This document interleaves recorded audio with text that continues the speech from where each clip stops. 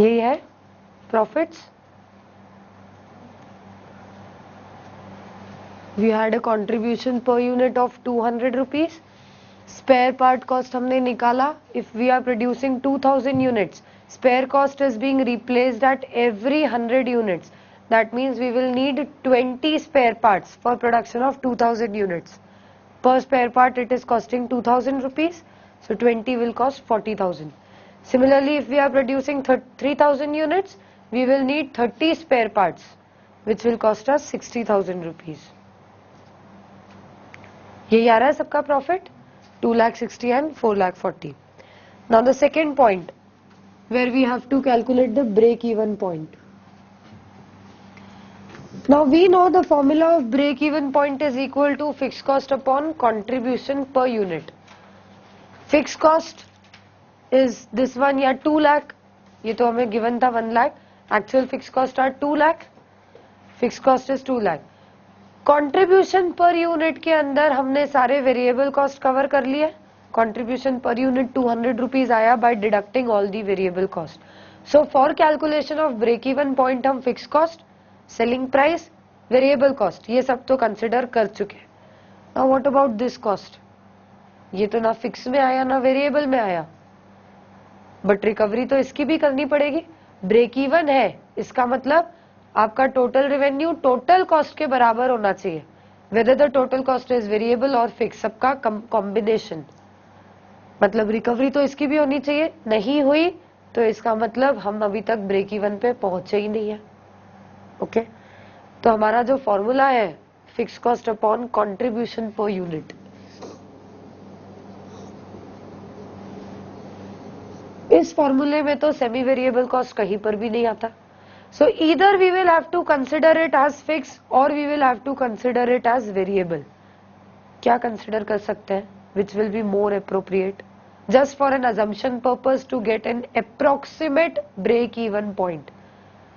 Exactly नहीं आएगा क्योंकि this is semi variable. Neither is it variable nor fixed. तो आप दोनों में से कुछ भी assume करो, you won't be getting the exact break even point. But उस अप्रोक्सीमेशन से we will come on the exact break even point. तो पहले हम हमेशा अपने स्पेयर पार्ट कॉस्ट को वेरिएबल कंसिडर करेंगे, स्टेप कॉस्ट को वेरिएबल कंसिडर करेंगे to apply in this formula. Fix तो हम समझ ही नहीं सकते, कंसिडर कर ही नहीं सकते. वाई? हमें मालूम नहीं है यहाँ पर कितनी क्वांटिटी आने वाली है. कॉस्ट तो उसके अकॉर्डिंगली लग रहा है ना जो क्वांटिटी आ रही है. So it can be 2,000, it can be 4,000, it can be 6,000, it can be 8,000 till 40,000 या 60,000, sorry 40,000 60,000 तक भी कॉस्ट आया है डिपेंडिंग ऑन द आउटपुट. तो हम कितना ले फिक्स कॉस्ट में, वेदर इट बी 40 और इट बी 50 और इट बी 60 70, कितना ले फिक्स कॉस्ट में.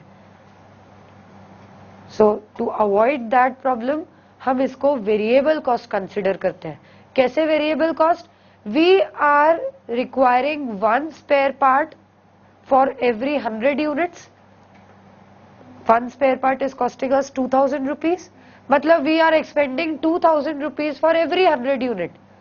तो हम अगर इसको वेरिएबल माने हम बोल सकते हैं per unit we are incurring 20 rupees on spare part, बोला जा सकता है.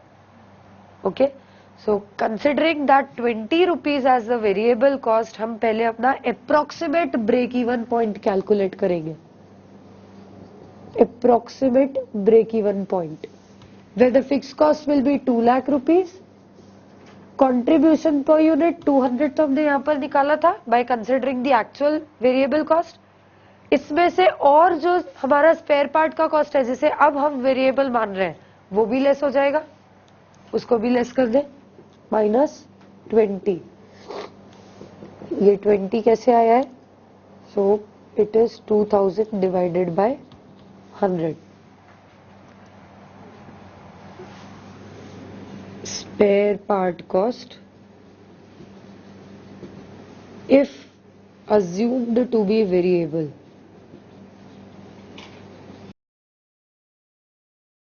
अगर इसको वेरिएबल माने तो 20 रुपीज पर यूनिट का हमारा स्पेयर पार्ट कॉस्ट होता है.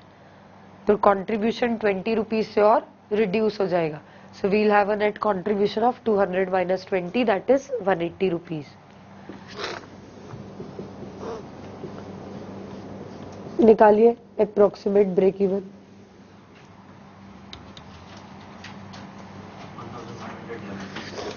1511 11.1111। अच्छा एक और है इधर। Okay 1111 okay.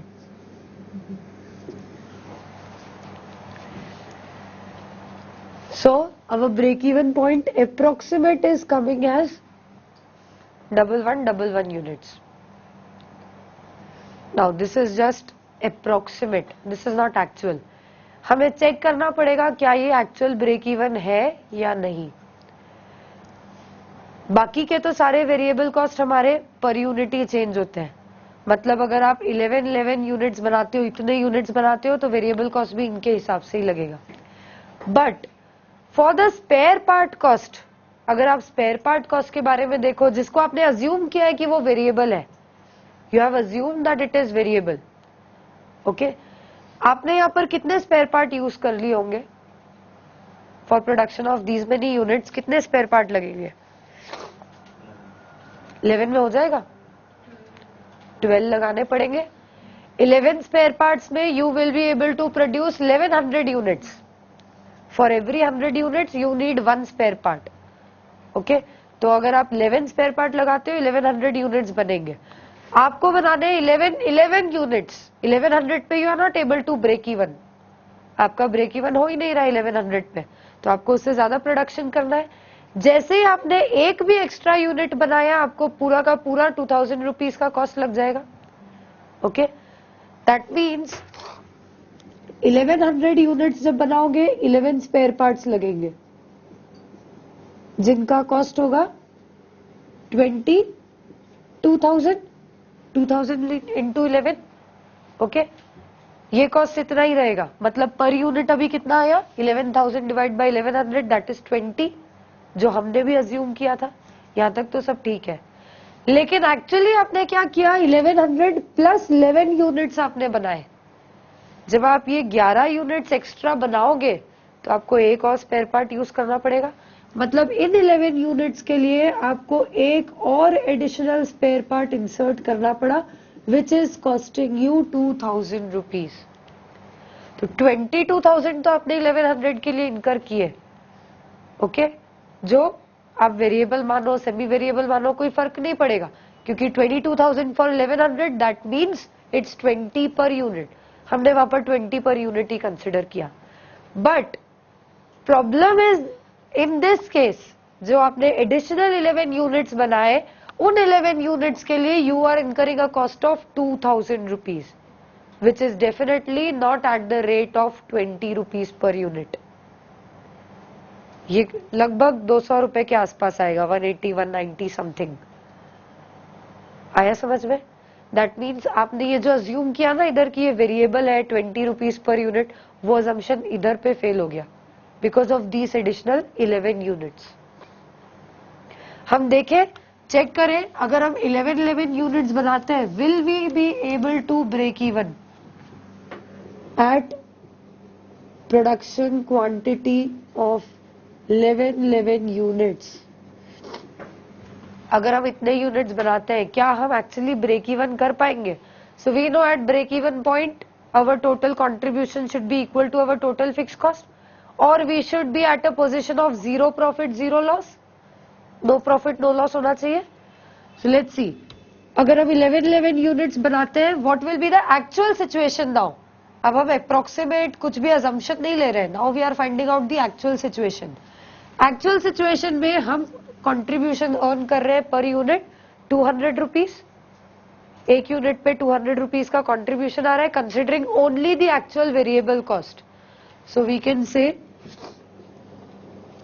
Contribution shall be 11 into 200, that is 222200। इतना हमारा ग्रॉस कंट्रीब्यूशन होगा without considering the spare part cost. अब प्रॉफिट निकालना है तो इसमें से स्पेयर पार्ट कॉस्ट को भी रिड्यूस करना पड़ेगा, फिक्स कॉस्ट को भी रिड्यूस करना पड़ेगा। तो लेस करें, माइनस स्पेयर पार्ट कॉस्ट हमने कितने स्पेयर पार्ट यूज करे for production of 11 units? 12 spare parts. So it will cost us 24,000 rupees minus your fixed costs which are 2 lakh rupees. Profit कितना आएगा?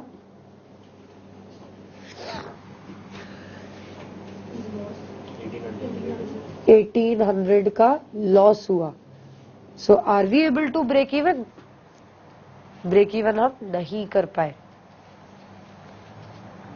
We have still not achieved our break even point. पर हमें break even he निकालना है, तो हम ऐसा तो नहीं बोल सकते कि ब्रेक इवन हम नहीं कर पाए, आंसर खत्म. हमें फाइंड करना है ब्रेक इवन पॉइंट. ये नहीं पूछा है कि will we be able to break even at this point. We have to find that break even point. अब 11 यूनिट्स पे we are incurring a loss of 1800 rupees. Break even करने के लिए हमें सारे लॉसेस को रिकवर करना पड़ेगा. मतलब क्या? सिंपली है कि हम 1800 के फिक्स कॉस्ट को नहीं रिकवर कर पाए. अनरिकवर्ड फिक्स कॉस्ट और what are losses. Break even achieve करना है तो सारे फिक्स कॉस्ट की रिकवरी करनी पड़ेगी. दैट मीन्स हमें और 1800 रुपीज की रिकवरी करनी है. ओके ये रिकवरी करने के लिए we will have to sell additional output. Extra units हम सेल आउट करेंगे तभी रिकवरी पॉसिबल है. एक्स्ट्रा यूनिट जब भी हम सेल करेंगे, हर एक यूनिट जो हम एडिशनल सेल कर रहे हैं हमें 200 रुपीज का कॉन्ट्रीब्यूशन मिल रहा है. That contribution will now recover only the fix cost, क्योंकि स्पेयर कॉस्ट तो इतना ही रहेगा. स्पेयर पार्ट तो हमने अगर एक बार 12 इंस्टॉल कर दिए तो अब until and unless we come to an output of 1200 units, जब तक 1200 यूनिट्स के आउटपुट पे नहीं आते spare part cost will not change. वो तो इतना ही रहेगा. ओके स्पेयर पार्ट कॉस्ट की अगर हम माने कि ये रिकवरी 24,000 हमने इसमें से पहले करी, ये फिक्स कॉस्ट की इतनी रिकवरी अभी बाकी है. Till an output of 1200 units हमारा सेमी वेरिएबल और हमारा फिक्स कॉस्ट दोनों एक ही जैसा बिहेव कर रहे हैं. They are fixed till an output of 1200 unit. 1200 से ज्यादा पे जाओगे तब आपका सेमी वेरिएबल कॉस्ट चेंज होगा दोबारा. तब तक there is no change. Okay every additional unit of output is giving us a contribution of 200 rupees with no additional fixed or semi variable cost. semi variable या fixed cost बढ़ नहीं रहा है, सिर्फ एक्स्ट्रा कंट्रीब्यूशन ही मिल रहा है. मतलब हर एक यूनिट जो हम बेचेंगे एक्स्ट्रा, उससे हम 200 रुपए इसमें से रिकवर करते जाएंगे. कितने यूनिट्स बेचे so that we are able to recover this entire cost which was not recovered earlier. 1120. अच्छा टोटल मिला के. Okay additional 9 units we will sell so that we will recover this much of cost. Already हम 1111 unit जब बेच रहे थे तो इतना कॉस्ट हमारा रिकवर नहीं हो पा रहा था. 9 यूनिट्स और बेचेंगे तो ये भी रिकवर हो जाएगा. जब सारे कॉस्ट रिकवर हो गए that means we are at our break even. तो हमारा 1111 plus 9 that is 1120 will be the break even point. आया समझ में? So we'll find contribution or additional output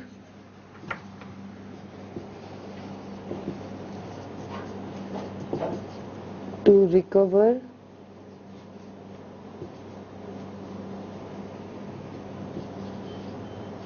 the loss. It will be 1800 divided by 200, that is 9 units. So the break even point will be 1111 plus 9, that is 1120 units. अब आप चाहो तो calculator पे check भी कर लो. अगर आप 1120 यूनिट्स बनाते हो कंट्रीब्यूशन मिलता है 1120 into 200 minus your semi variable cost which is 24,000. अभी भी 12 ही हमारे स्पेयर पार्ट्स यूज होंगे. 24,000 minus fix cost 2 lakhs. You will get no profit no loss. आया समझ में? Any doubts? ओके ये हो गया second part. Now the third part which says that fix cost अगर 1,80,000 हो जाए 2 लाख की जगह, if the fix cost is now 1,80,000 now what will be our break even point? अब हमारा ब्रेक इवन पॉइंट क्या होगा अगर फिक्स कॉस्ट हमारे 1,80,000 हो जाते हैं तो 1,80,000 के फिक्स कॉस्ट में again we will find out the break even point. पहले हम अप्रोक्सीमेट फाइंड करेंगे. Approximate break even point will be equal to 1,80,000 divided by 180, that is 1000 units. Round figure में आया अभी 1000 यूनिट्स. 1000 यूनिट्स मतलब आपको कितने स्पेयर पार्ट यूज करने पड़ रहे हैं? 10, and 10 is costing you 20,000 rupees. Correct? मतलब पर यूनिट 20 है. आपने लिया भी यहां पर इस फॉर्मूले में पर यूनिट 20 रुपीज ही लिया स्पेयर पार्ट कॉस्ट. मतलब अगर राउंड फिगर में आ रहा है तो आपको दोबारा से कुछ करने की जरूरत ही नहीं है. यहां पर क्यों एक्स्ट्रा हमें कैलकुलेशन करने पड़े? क्योंकि 1100 यूनिट्स तक तो ठीक था कि 11 स्पेयर पार्ट्स लगे 20 रुपीज पर यूनिट आया, लेकिन एक्स्ट्रा जो आपने 11 यूनिट्स बना दिए उसके लिए आपको पूरा 2000 रुपीज इनकर करना पड़ा. तो आपका अजम्पशन वॉयलेट हो गया. जिस अजम्पशन के बेसिस पे आपने ये फॉर्मूला लगाया वो अजम्पशन गलत हो गया, इसलिए हमें उसका करेक्शन करना पड़ा. यहाँ पर तो वो अजम्पशन सही फिट हो रहा है because we have the break even in round figures. 1000 पे अगर हम कैलकुलेट करें अपना profit loss, you will get 0 profit और लॉस 1000 पे ही. कोई एडजस्टमेंट करने की जरूरत ही नहीं पड़ेगी. समझ में आया? 1000 पे कैलकुलेट करो तो you will get a contribution of 2 lakh rupees. 1000 into 200 2 lakh rupees minus your spare part cost. 1000 पे आपको लगेंगे 10 spare parts which will cost you 20,000 rupees. 1,80,000 बचा, that is nothing but your fix cost. Clear है? ये लिख लो, then I dictate the comment.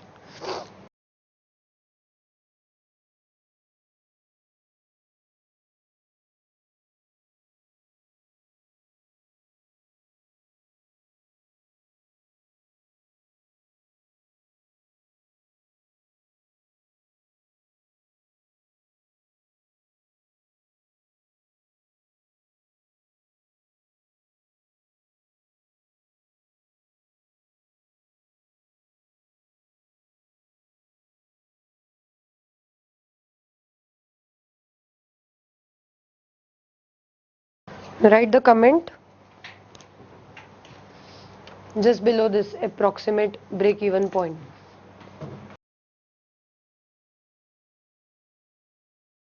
For 1000 units,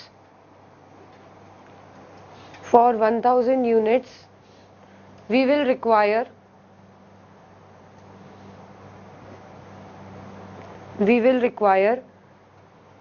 10 units of spare parts.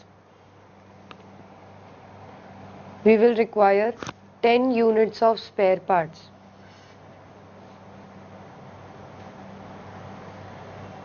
Since there is no spare part,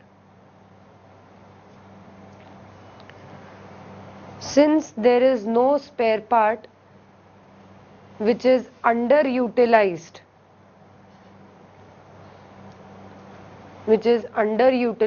that is each spare part is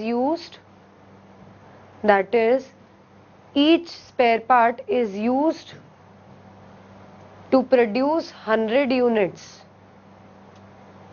Write in bracket 100 into 10 is equal to 1000. 100 into 10 is equal to 1000. We can conclude, after closing the bracket, we can conclude that the actual break-even point shall also be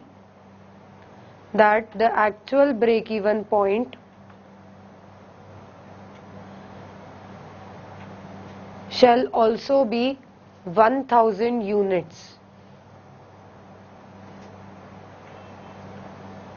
1000 units. After that, you will show the calculation to prove that this 1000 units is your break-even point. So you will show total contribution is equal to 1000 into 200, that is 2 lakh, minus spare part cost, which will be 20,000, 10 into 2000, minus the fixed cost, which is 1,80,000. Profit is 0. This calculation you will show.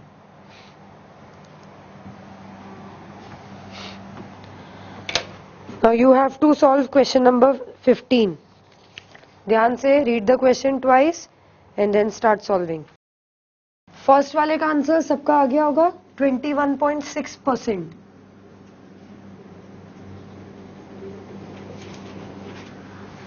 This is the answer for the first one.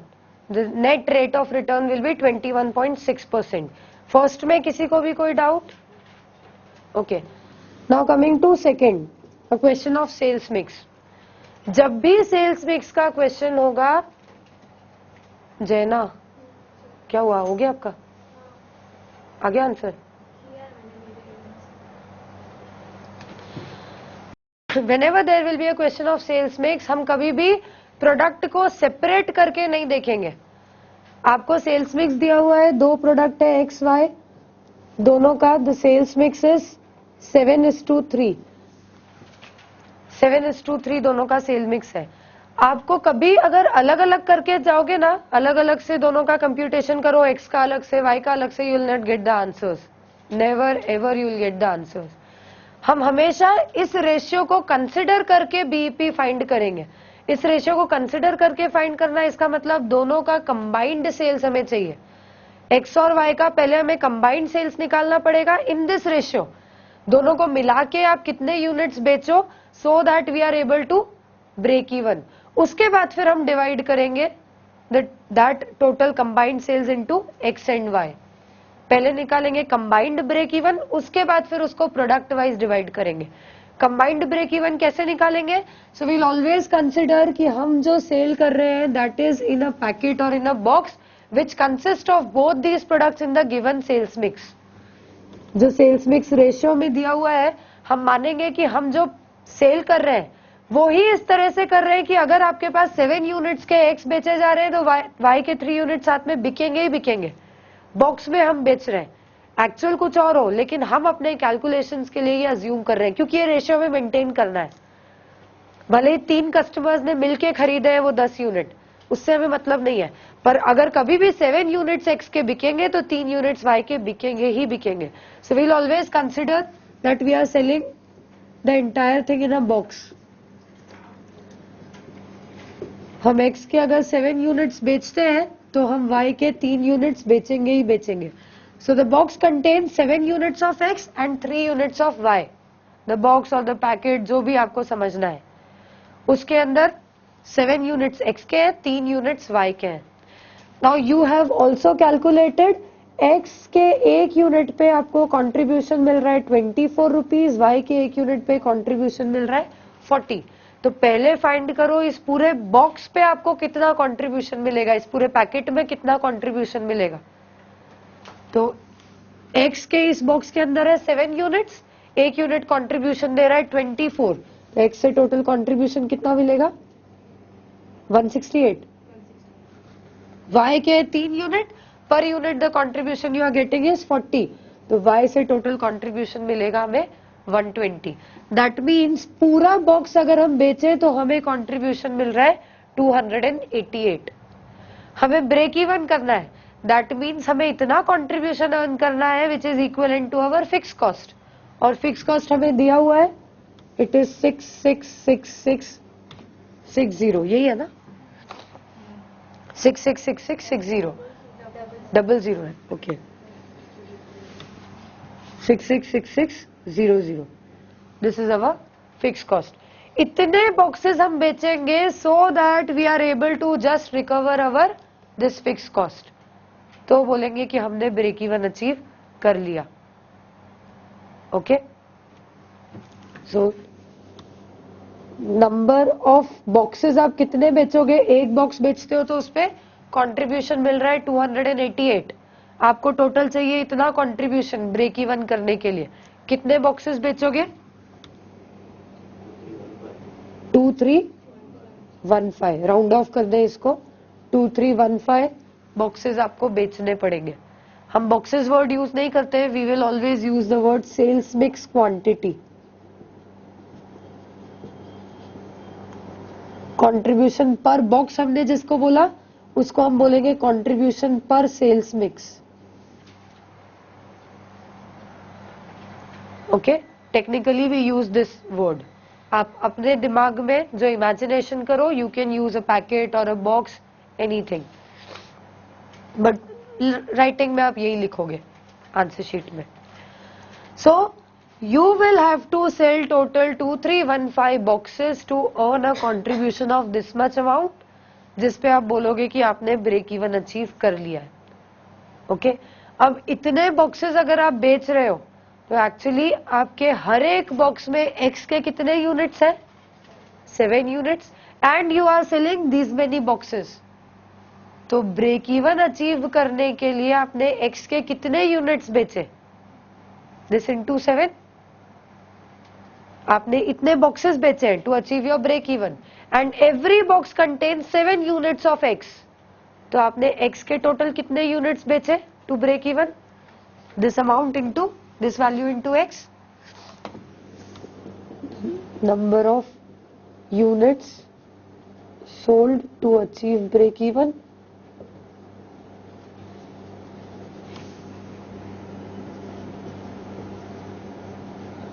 X का आएगा 2315 into 7। वैसे ही Y के एक box में है 3 unit, आप इतने boxes बेच रहे हो तो वाई के हो जाएंगे 2315 इंटू 3, इतने यूनिट्स, इसका मतलब आपने वाई के सेल आउट किए। कितना हुआ? 16205 6945। So this is your break even quantity. X के आप सेल करोगे 16205 यूनिट्स, वाई के आप सेल करोगे 6945 यूनिट्स। तो आपकी जो 7:3 वाली कंडीशन है वो भी फुलफिल हो गई, सेल्स मिक्स वाली, प्लस आपने ब्रेक इवन भी अचीव कर लिया, नो प्रॉफिट नो लॉस पे भी आ गए। ये समझ में आया? सेल्स मिक्स के क्वेश्चंस हमेशा इसी तरह से आप अटेम्प्ट करोगे। You will first multiply the sales mix with the contribution per unit, आपको मिलेगा कंट्रीब्यूशन पर सेल्स मिक्स, मतलब एक बॉक्स पे कितना कंट्रीब्यूशन हम अचीव करेंगे, हम रिसीव करेंगे।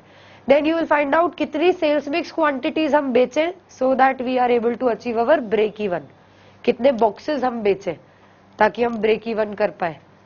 फिर एक बॉक्स में एक्स और वाई के इतने इतने यूनिट्स हैं, तो जो बॉक्सेस हमारे आए हैं रिक्वायर्ड नंबर ऑफ बॉक्सेस, उसमें कितने यूनिट्स होंगे। ओके, लिख लीजिए। Any doubts?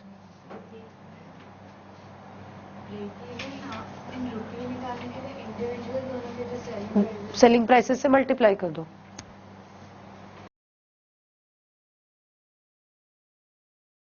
इसके बाद question number 16 will be your homework.